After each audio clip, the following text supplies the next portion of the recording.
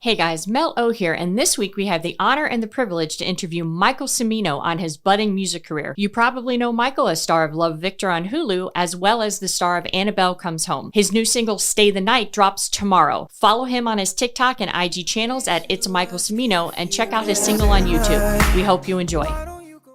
As fantastic a CFP as Mel O is, and as wonderful an attorney as I am, please do note that anything said in our show are our opinions alone and are not meant to be taken as financial or legal advice.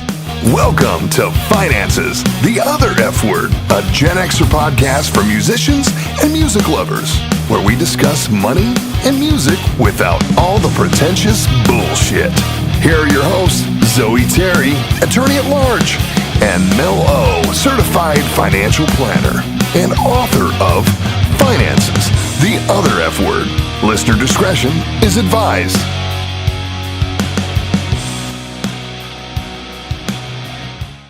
Hey guys, welcome to Finances, the Other F Word. You guys, I am so fucking excited. I know you hear me say that a lot, but we have been talking to Michael for a couple months now, and his schedule has finally freed up.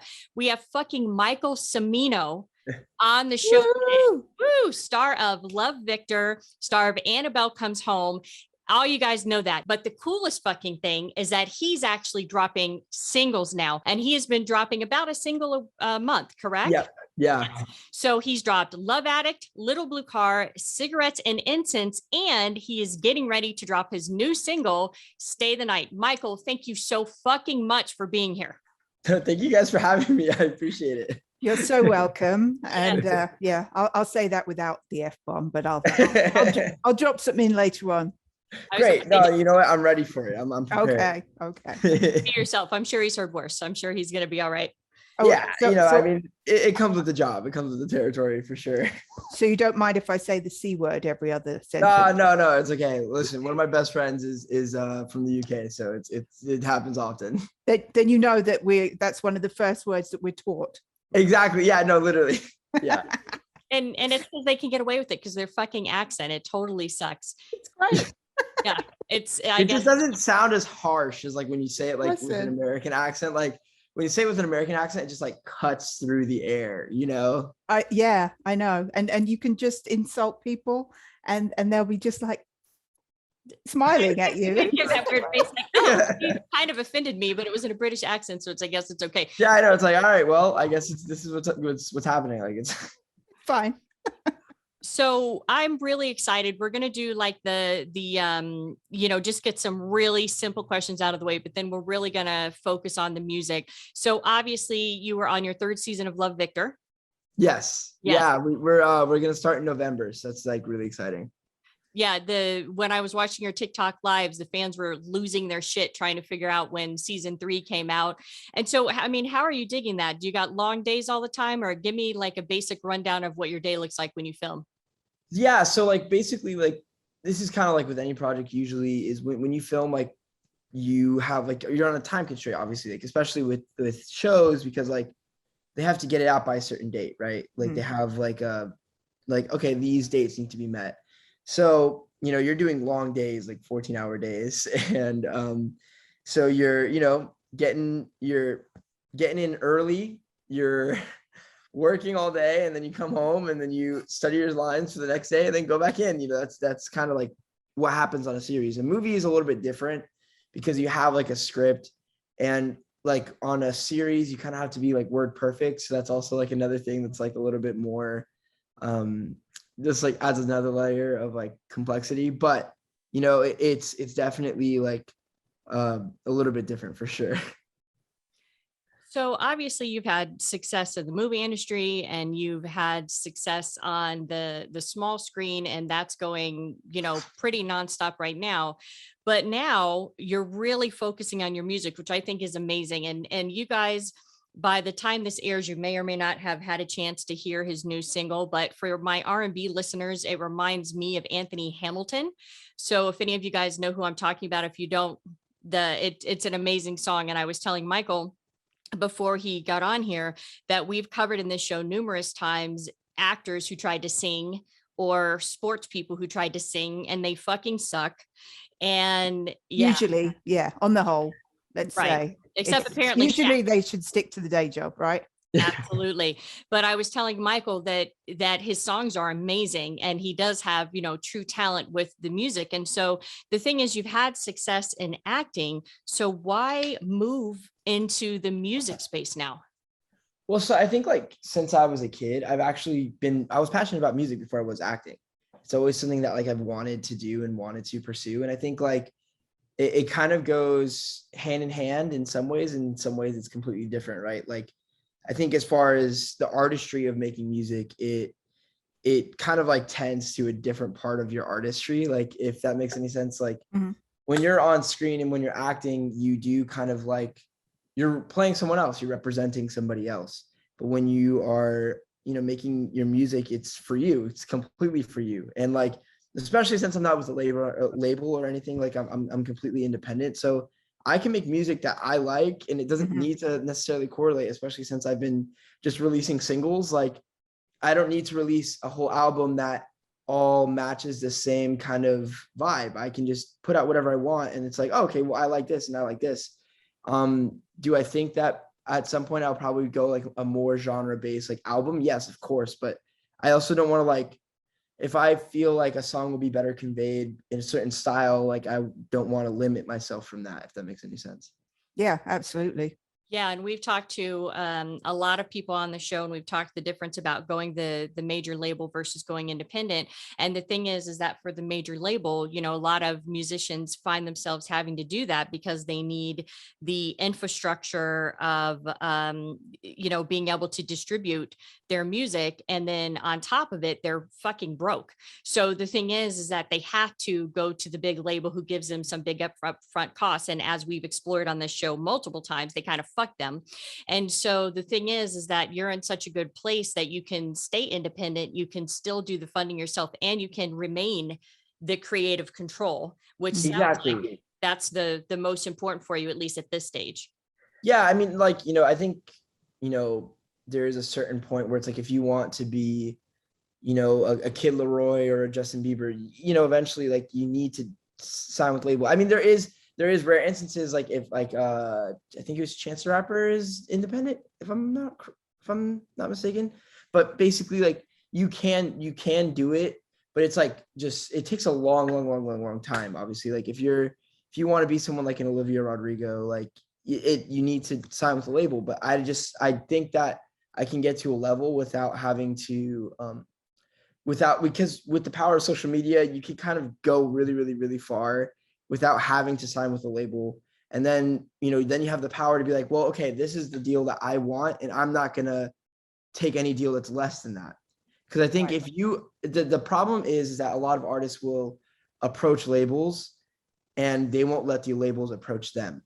And it needs to be the other way around. Like a label needs to approach you so that you have the power in the negotiation. Like if a label, like if you approach a label, then they know that you need the money. They know that you need this, so that obviously they're gonna kind of take advantage of that. Like, but if you wait until a label approaches you, then they're like, all right, well, I'm in a better position here. You guys are approaching me. You guys are knocking on my door. So this is what I need in order for us to have business together.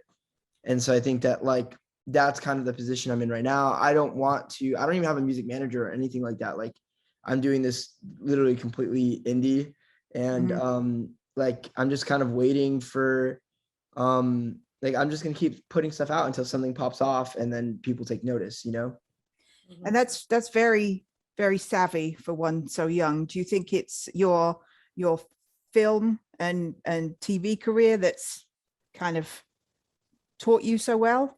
Well, I think like film and TV has a union. There's like a union, and there's like a Mhm. set book of rules that you like need to follow, that everyone follows, right? Music is so not that. Music is the wild, wild west. Like it's just very different and it's weird. Like obviously there's like, oh, this is a standard of this, or this is a standard of this, but like even then it's like, well, these standards get bent and broken if like, there's writers that will take like 3% on a Justin Bieber record, even if they wrote like basically the whole song, because it's Mhm. Justin Bieber. They know that they're going to get paid because it's Justin Bieber. But basically, like I think like what I did, I called everyone I knew that knew anything about music when I was like first starting. I literally called probably like 100 people and was just like, hey, let me ask you questions about this, this, this, and this, and this. And then I would get information on like playlisting and all that stuff. And even though I'm not like playlisting is a whole other beast, I still don't necessarily understand completely. It's, I think that like that kind of stuff really helps a lot, genuinely. And you don't necessarily need a label to get playlisted. Like there's people like Bruno Major, who's like someone that I really love, and he hasn't been playlisted at all. So, or no, he didn't search out playlists. Playlists just found his music and then started putting it on their stuff, and just then he popped off. So that's like another option too. So you did your research, basically. You used your contacts, you used your noggin, as we say in England, and that's really helped you, it seems, right? Yeah, definitely. Like I think that, if someone doesn't use the resources that are available to them, like they're kind of stupid. Like, I've been lucky enough to meet the amazing people that I have met, and like just kind of just talking to people and just getting more information on how this stuff works has been like I think probably like my greatest strength so far. Obviously, like I have really talented friends too that are just like, they know what they're doing on the production side. They know what they're doing on like, just like on the writing side. And so like when I write and produce like with my friends, like I've been really lucky because I just genuinely enjoy working with them. So it it just kind of brings everything to life, I think. So that's actually fantastic because I wasn't aware of that. So your production team is comprised of predominantly friends.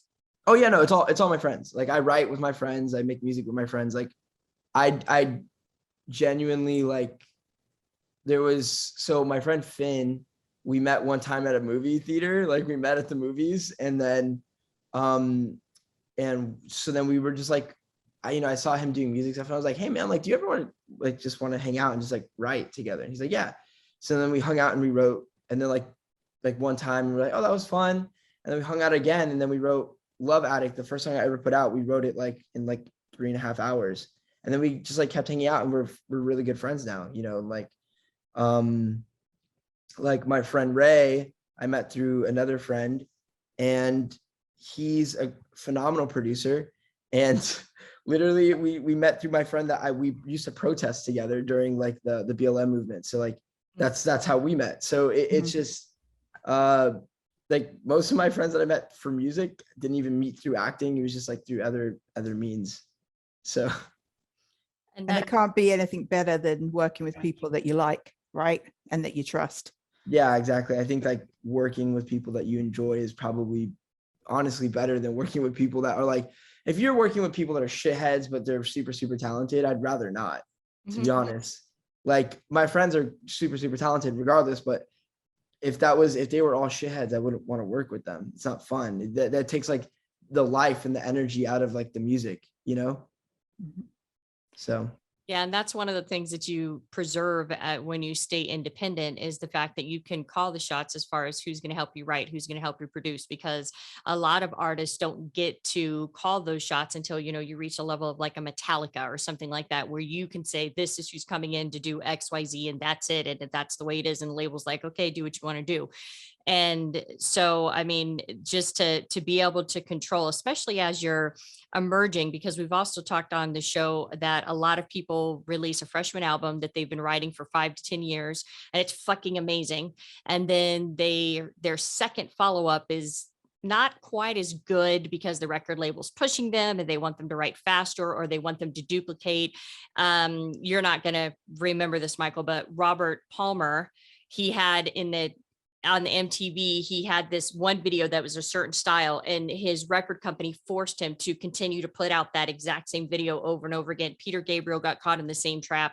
And so we see over and over and over again that when the label comes in, they just dictate and they take a piece of more and more of the creation process and the creation that actually gave birth to the fucking amazing music, and it's really unfortunate. And that's where finances and music kind of get fucked up a little bit. I mean, have you guys ever heard the expression that show business is 10% show, 90% business?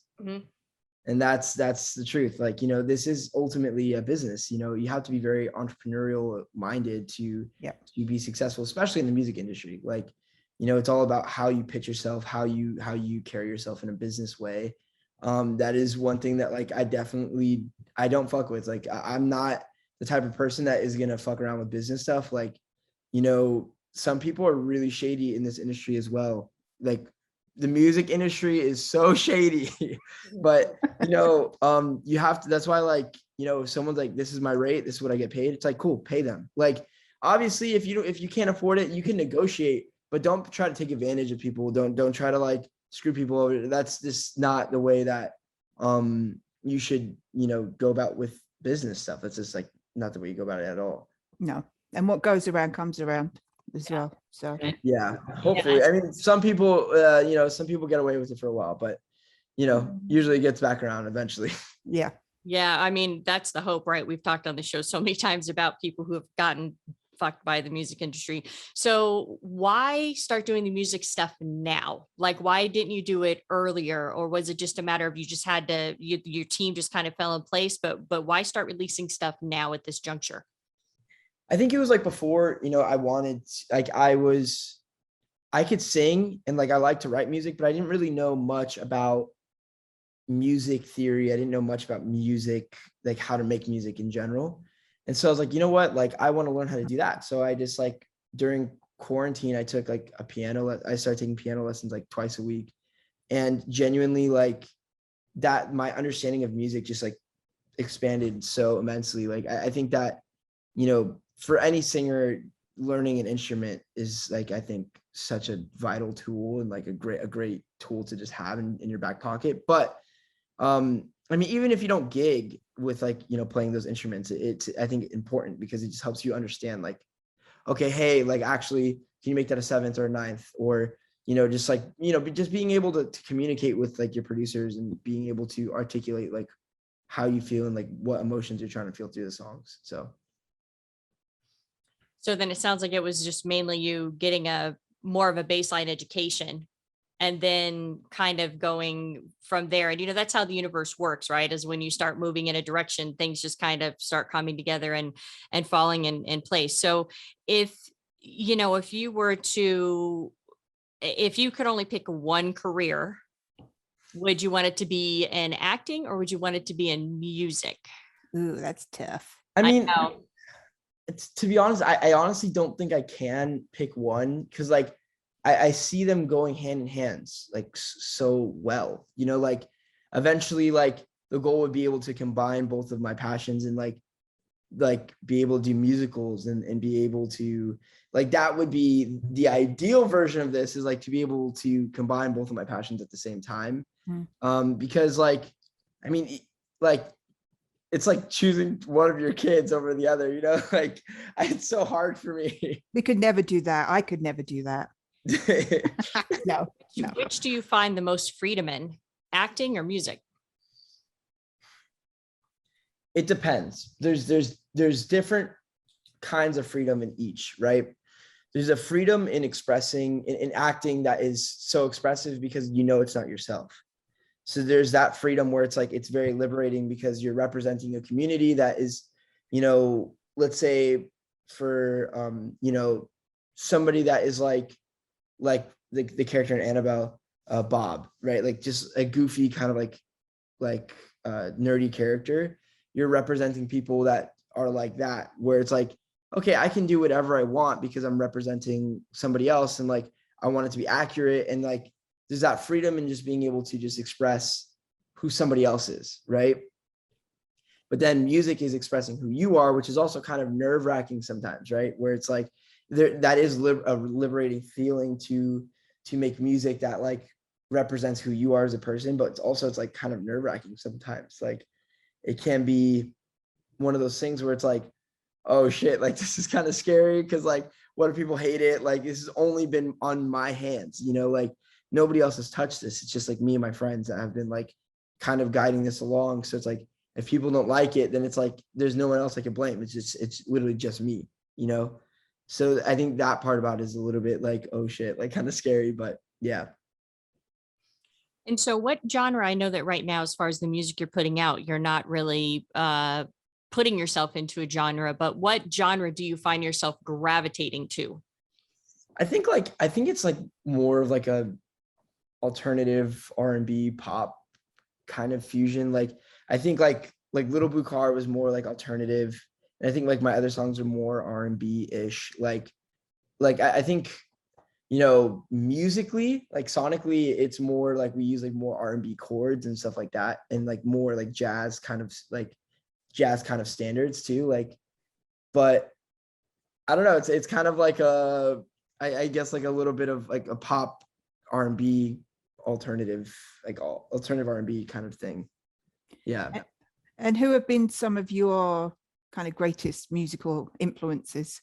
Well, okay, that's so Bruno Mars was like one of my favorite artists when I was a kid, and like I love Bruno Mars. There's another guy named Bruno Major he's phenomenal. It's like he does like jazz music that's like mixed with like modern day sounds and instrumentation. So it's like I love his music. Mac Ayres, which he does, one of his biggest inspirations is like Stevie Wonder, and I love his music. It's great. Yeah. And Rex Orange County. I love Rex Orange County. Yay, I actually know who that is. Thanks. Yeah, no, Rex Orange County is amazing. Yeah, I love yeah. Rex. Mhm. Like, he's so good. And so like I love that kind of like acoustic music, but like also mixed with like modern kind of sounds like that you can't necessarily get through like normal instruments. Mhm. But yeah, so like a little bit of like I don't know, like I kind of pull from like a lot of different directions for sure. Right. So with the single that is coming out, Stay the Night, we've talked a little bit about that. And I know that that it was a pretty heavily produced song.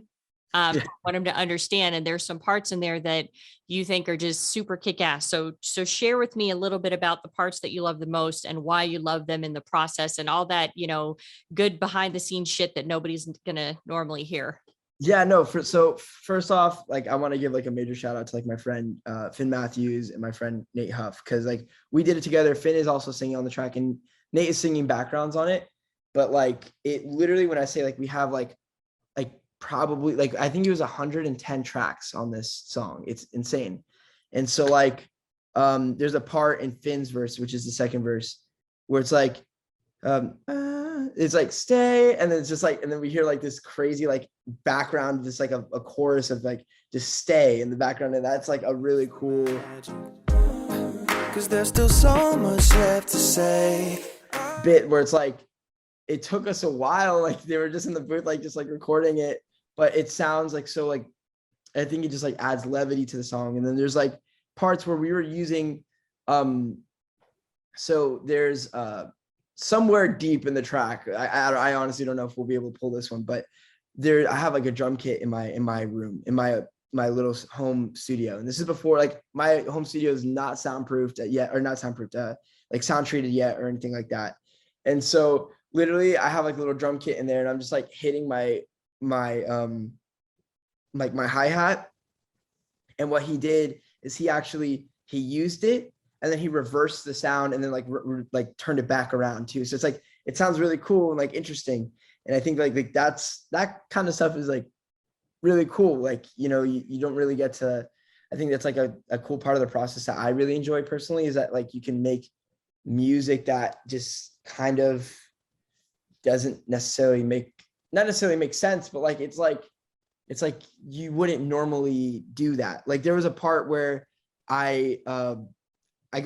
so basically we found this like drum sample and we put it in.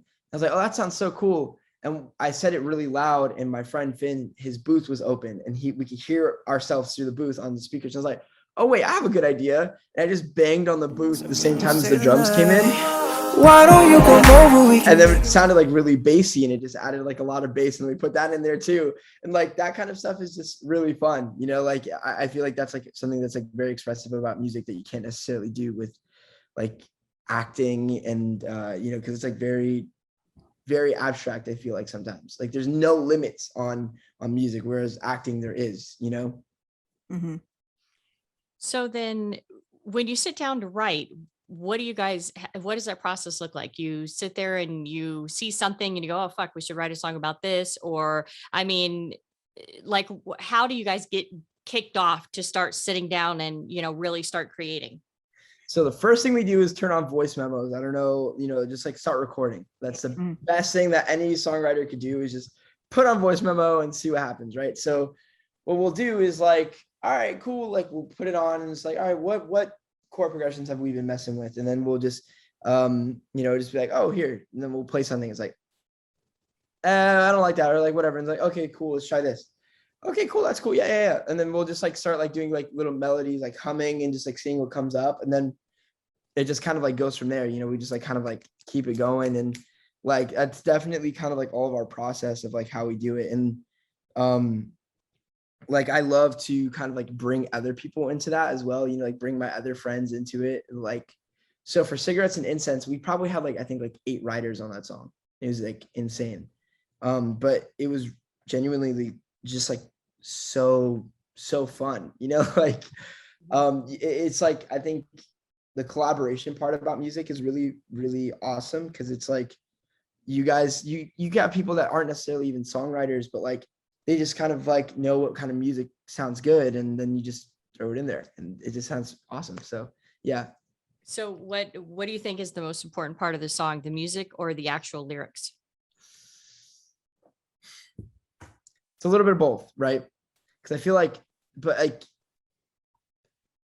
for me, I feel like the lyrics are I think would arguably be more important. But then again, sometimes when you have like a killer beat, it doesn't really matter what the lyrics are, right? Like sometimes the music speaks for itself, and you don't really necessarily need to put a lot of crazy lyrics into it, because it's like, all right, nobody really cares about that. Like there's a bunch of songs like that don't necessarily have like the most crazy lyrics. I can't really think of them off the top of my head, but like right, some like, classic, even like Call Me Maybe. Like, it's just like literally just such a simple song. It's just like, hey, I just met you. This is crazy. Here's my number. Call me maybe. That's it.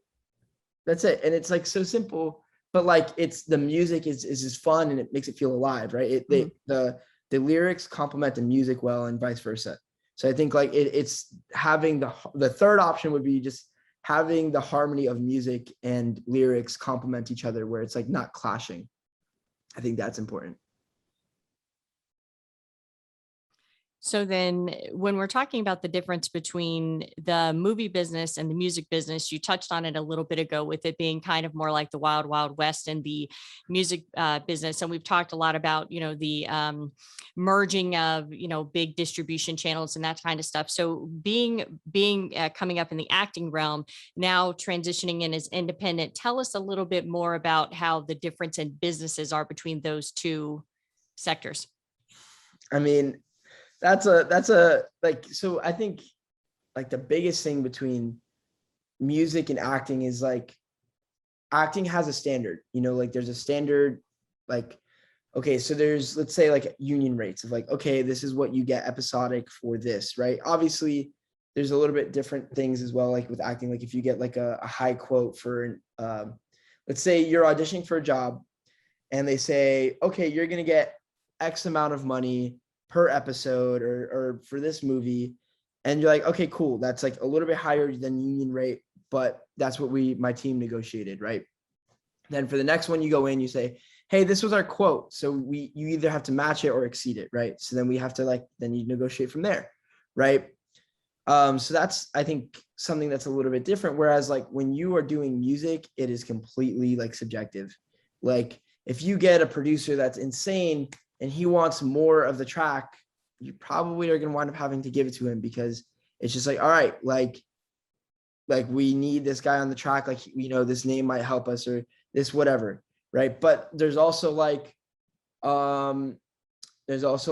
if you're writing music with your friends, usually they just do like even splits. It's like, okay, hey, let's like just split it up 4 ways. We all wrote on it, and it's all right, split it up 4 ways. It's easy. It's done. Whatever. Like that's also cool. Right. But so it's a little bit of, I think that the biggest thing is just like, there's just no control over it. Like there's no standard, there's no industry standard for music. It like, even kind of learning the industry standard isn't really that. It's still so subjective. And it's like, well, okay, for R&B, this is usually the standard, or for pop, this is usually the standard. It's all over the place. So it's like, where do you even go from there, you know? And for you right now, collaborating with all your friends, is it really just a kind of easygoing kind of split, or do you have anything set in stone with them? Yeah, for the most part, like I think like for the most part, like I just want to keep things fair. Like obviously my friends that produce, like I want to give them more percentage because they, you know, they did a lot of that stuff. So like we I just try to keep things fair and make sure that everybody's happy. So what we do is just like we just all talk about it. It's like, okay, cool, this is what we all want. Dope, cool. And that's what we do. For cigarettes and incense, I had to get like a lawyer because we had like literally like a string quartet and like a drummer and like a pianist and, you know, an arranger. And that's like a whole thing where it's like, you have to kind of do that because then someone could be like, well, I contributed to the original music and I want this percentage, which is like not the case. So, you know, it's kind of like, again, it's just people can be slimy as fuck in the music industry where it's like, as in the acting industry, there is a set of rules that like they need to follow, or else like if they don't, they can get in a lot of trouble. So yeah, that was kind of my question. So for cigarettes and incense, you had more of a formalized agreement, but for the other songs so far, it's been more of an informal arrangement. Yeah, it's been just like more of like, hey, we're all friends, we're handshake on it, it's cool, like this is what it is. And I think genuinely that's been working really well for me and my friends as of right now, because like they're all just good dudes, you know, like I trust them. So that's the most important thing. But even then, like, you know, I've talked to all my friends and we're like, yeah, like maybe from this point forward, like let's all just start signing contracts. It's a good habit to be in, you know. There's a saying that's like contracts save friendships. Mm-hmm. It's true. Like, you know, I'm lucky enough to be in a position where like I could pay an attorney to make contracts and, you know, make everything kind of like okay for us. So I would definitely say like that is an important thing for sure. Yeah. Oh yeah, 100%. And working in the investment and finance industry, I've seen spouses when one passed completely go against everything they had set up originally for the other spouse's kids. I've seen siblings fight over money. I've had knockdown, drag out, screaming fights in my office of people who are divorcing and fighting over money. It's fucking nasty. And you'll take the most mild mannered person and they'll just turn into like crazy assholes. And it's really, really sad. So with all these singles coming out, and we're not specifically planning on releasing an actual EP, you know, CD at this time, is there anything in the future for you to actually go on tour or do some shows?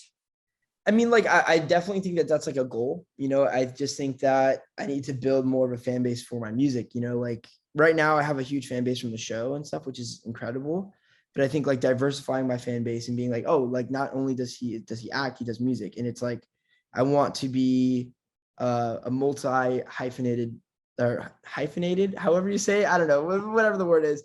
I just want to be like like an artist that does multiple things and like has a fan base not only for my acting, but for my music.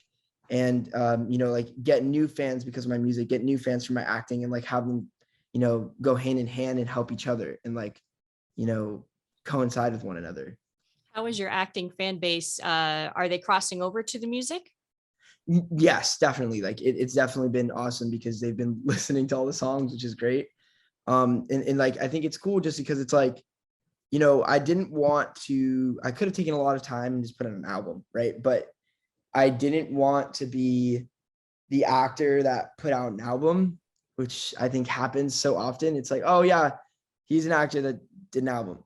I didn't want to do that. I wanted to be the actor that makes music. So that's why I've been like trying to force myself to make a new song every month. And like, obviously not every song is going to be like a hit. There's a bunch of artists that put out songs that like weren't hits, you know, but it's just having the courage to put it out there and stay consistent. That's definitely something I've learned in any industry, is just staying consistent is like the most important thing for sure. So how do you, when like obviously you love acting and you love music, how do you separate yourself and wade yourself from the critics, the people, the haters that just, they're going to hate on anything you do because you're you? How do you wade through that and keep your mental game right? I just ignore it. Like, to be honest, like, people are gonna hate, but as long as I'm happy with it, like, I've realized that, like, it doesn't really matter what anybody else thinks. Like, if I'm happy with how my music sounds, if me personally, if I'm happy with it, that's gonna bring me the most peace. If I put something out that I don't like, but everyone else loves, there's no peace there. There's no love for the craft there. So I think, like, genuinely just being happy with, like, your artistry, your craft, that, like, when you put something out that your body of work is like something that you're happy about, then who cares what anybody else thinks? It's a very healthy attitude to have. Yeah, I was going to say, I hope you never lose that, especially running through the music industry. They've taken so many great artists and they've just fucked them, left, right, and center. And I mean, I love the fact that, you're true to what brings you joy. And, because if you're doing what brings you joy, then of course the hope and belief is that it will continue to show through on everything. And if you're miserable in any aspect of your life, even if you're a fantastic actor, I'm sure that would bleed through on the character, I would assume. I mean, I'm not an actor. I mean, like, it can, though, like, if everyone on set hates each other, usually you could tell, like, that the chemistry is just not there. But when everyone loves each other and like that, then it's cool. It's great. You know what I mean? So, like, yeah, I don't know. I think that just staying positive and making stuff that you genuinely enjoy, like, that's important for sure. So how many more singles after Stay the Night can we be expecting? Like, how long are you going to be doing a song a month? Like, as long as I possibly can, like, if I can keep it up while I'm filming, then that's what I want to do. If I can't, then I can't, like, I think, like, I didn't really put, like, a time limit on, or like a standard of, like, how many I was going to do. I just wanted to keep doing it until I couldn't do anymore. So, so yeah. When do you think that you'll be hitting like a live performance, like on a stage? So I actually watched my friend Finn, like, he did a live show the other day, and I was like, wow, this is so cool. Like, he was just gigging out, like, it's called Saturdays at 7. And it's like a little, like, thing that they do out here in LA. And it was really cool. It was like a really cool venue. There's, like, really cool artists. And I was like, I would love to do some stuff like that. But I think that me personally, as, like, a musician, like, musically, like, playing piano, playing guitar and stuff, I don't know if I'm there yet as far as gigging goes. So, like, my goal is now to get gig ready so that I can start performing live soon. Maybe it's a few months, maybe it's next year after I'm done filming. Cause that's also another thing, is, like, now that I'm filming, like, I'm going to have to kind of stay at home a lot. So because of COVID, like, I have to be really kind of strict on the quarantine and stuff. So yeah, like, I definitely say, like, hopefully soon, but I want to be gig ready. I don't want to go out there with, my thumb up my ass. Like, I want to be ready, and I want to be, like, good. Because I could go out there and just, like, bomb it, but what's the point of that? It's not fun. It's not cool. So have you had any reaction from the music industry? Like, any feedback, good, bad, or indifferent? Or Well, yeah. So Eddie Kramer is, like, a guy that's, like, a music producer. He's produced a lot of stuff for, like, he produced all of Led Zeppelin stuff. He's produced for the Beatles, like, produced, like, a lot of stuff. And he did Cigarettes and Incense. My friend Ray knew him. And so he sent it over to Ray. Ray sent it over to Eddie and was like, yo, this is really good. Like, I want to work on this. And so, like, I think genuinely just kind of, like, word of mouth has been my best thing, so I think just continuing on that same path is, like, important as fuck. Mm-hmm. That's awesome. And I understand that, as well as all of these amazing things that you've been doing, you've also been involved in the artwork side, the cover art, and the videos for these songs. So tell me more about that. Well, so the first song, let's talk about the music videos first. So, like, the first song I did, like, Love Addict, we, like, were like, yes, let's shoot a music video. It'll be so great. Because originally I wasn't going to try to release a song a month, right? Originally I was just going to put out a single, just kind of see what happened, and then maybe put out some more songs, right? And so I put it out, and we took a long time, like, prepping for this music video and doing the whole thing. And it was, like, a full-time job for, like, 2 months, like, on top of, like, everything else that I was doing, right?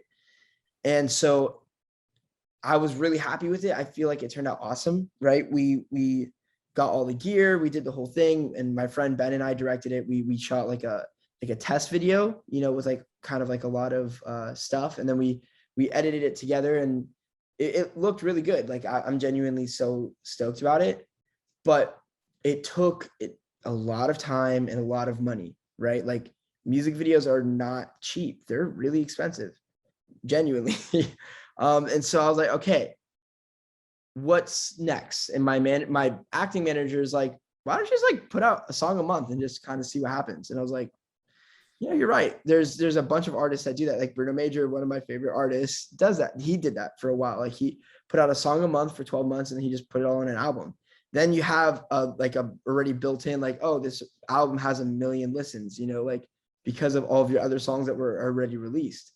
So basically I was like, okay, cool. Like I think I'm just gonna like just keep putting out a whole bunch of songs. And like if let's say one song really pops off, of course I'll do a music video. Like but I'm being selective with like how I go about this kind of stuff. Like I'm not gonna just put something out just to put it out and drain myself of all my resources. I got to be selective of like how I kind of do this kind of stuff. So that's definitely what I've been doing, and just like, okay, if one song blows up, then that's what I'm gonna do. I'm gonna put out a music video, and if it doesn't, then cool. Then like it'll stay how it is, and then if in a year it blows up, then I'll put out music videos for it. Who cares? I mean, music is it can always be discovered no matter when it comes out. So that I think that's the cool thing about it too. So yeah, like I think that. Okay. Anyways, so music video, yes, did that. It was really fun. Then the artwork for the single covers. I love photography. That's like something that I genuinely take a lot of pride and joy in. And it's like a really fun hobby for me. But so when we did Love Addict, and we took a scene from the music video, and we just like took a still from it, and we put like Love Addict by Michael Cimino, whatever else, on there. And that was the single cover for that. We shot the whole music video in black and white because we wanted to kind of just like make it feel like kind of vintage and like a little bit different, right? Then for Little Blue Car, I was in Atlanta. I was shooting the movie, and so I wasn't with all my friends that are photographers.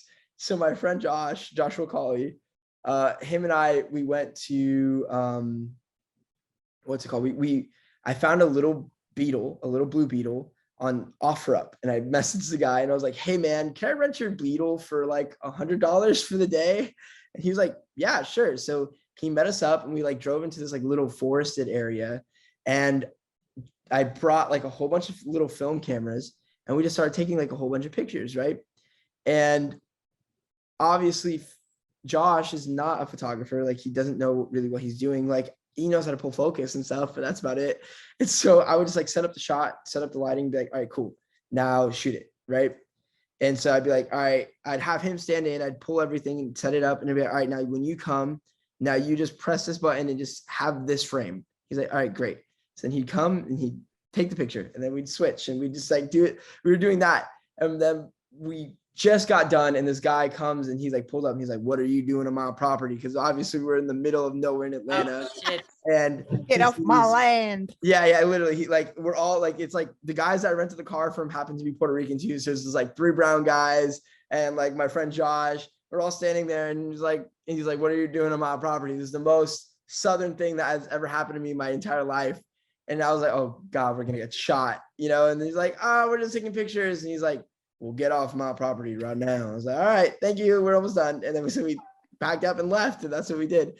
But yeah, like genuinely, like that kind of stuff happened on Little Blue Car. And then we did for Cigarettes and Incense, we actually took a picture on the piano that they had in the studio, and we just brought like a little ashtray, and we put like a cigarette in there, and we took it on the iPhone, like just on like this little Polaroid app that my roommate found, because he's like a phenomenal photographer. Austin's great. He did the cinematography on the music video too. His name's Austin Martinez. And so we took like a picture of that on the iPhone, and I sent it to one of my friends, Satoma, and then she edited it a little bit. Like she just like threw it in Photoshop, changed a few things around, and then that was the cover for that too. So it's like, I feel like sometimes people get really crazy about like these covers, and like when it's like, it could be really, really fun. And, you know, it could be like a happy accident. And it's honestly like photography, I think everyone should kind of learn how to do it. It's not that hard to like kind of get well-versed enough to like be able to do certain things in it, right? Like the little blue car cover, I did all my own. I didn't even know how to use Photoshop before that. And like we changed the color of the car a little bit because it looked a little bit blue because of the film stock. So it looked a little bit green, I'm sorry. So we changed it more to blue and like stuff like that. Like it's not that hard and you can learn it on Photoshop pretty easily. So just like experiment, see what's up and like try it out. And then for the next one, we're going to try is this thing called trichrome photography and it's like you shoot it basically in black and white, but you put like colored filters on the black and white film, or like basically like you take the same image 3 times, but you shoot it with 3 different colored filters, but it's actually black and white film, and you layer it over each other and it actually makes a color image. So I think you have to do something in Photoshop and like twist whatever, but basically, yeah, like we're just gonna like, I think it's like fun to just kind of experiment and just make something that's like different and weird, you know, like because single covers you can kind of just shoot whatever, and like if it looks cool, it's cool, and then if it's weird, it could also be cool. So I don't know. Right. Yeah. I had no idea you were so into photography. That's fucking awesome. Yeah, I just got into it. Like I've been getting more into it recently, more than like when I was in Atlanta, I got really more into it because I had nothing else to do. So it's just photography and piano. That's all I did. Well, obviously it worked well for you. So then do you think that when you were talking about videos that, you know, when a song pops off, then you'll do the video for it? I mean, that's also good to revitalize the single that was released. Do you foresee yourself doing a video for any of the singles you released besides the ones you have? I mean, if somehow they blow up even more, like if they just blow up all of a sudden, then yeah, I would for sure. It just depends on like kind of what happens in the world as far as like with the music stuff. Like it's so out of I think like music is just so out of your control. You can make a great song, but it might not take off just because it's like slow or because of whatever else. There's like a whole slew of reasons. It could just be ahead of its time. It could be behind its time, but it's still great, you know, but I think I think I'm just like open to the experience of just doing whatever like kind of comes my way, you know? So thank you so much, Michael, for coming on the show. This was fucking incredible. And the insight that you've offered is unique to the show so far because you have the basis and the background of acting and the industry and the financial stuff behind it. And then moving in and tiptoeing now and going into the deep dive of the music industry. Now you're starting to see both sides. And I think that that's fantastic. And I love the insight. So not like, I don't know, everybody can find you anyway, but go ahead and plug all your stuff. Yeah. Still. So if people want to find you, they know where to find you. Not literally though. Yeah, don't find my address. That's kind of weird. My Instagram and my TikTok, which I think is like the most important stuff for my music, is just like @it's Michael Cimino. And I honestly don't even really remember my Twitter name, but don't worry about my Twitter. Like you'll find it eventually. If you really want to go on Twitter, you'll find it on my Instagram. Who cares about Twitter? Yeah. So like, and thank you guys so much for having me. Like this has been so much fun. Yeah. Absolutely. And as always, you can find us and follow us on all the social media platforms at Finances of F Word. For us, also not Twitter so much. Just, I don't know. It's not our thing. We don't really dig it. We are also on TikTok. And for those of you, if you want to see Michael's glorious long hair that's growing out, you can head over to the YouTube channel, or you can catch our little snippets on TikTok. And for that, I think we're out this bitch. Yeah. Cheers. Thanks. Bye. Thank you for listening. Please check back for upcoming episodes and follow us on Twitter, Instagram, and Facebook @Finances, the other F word.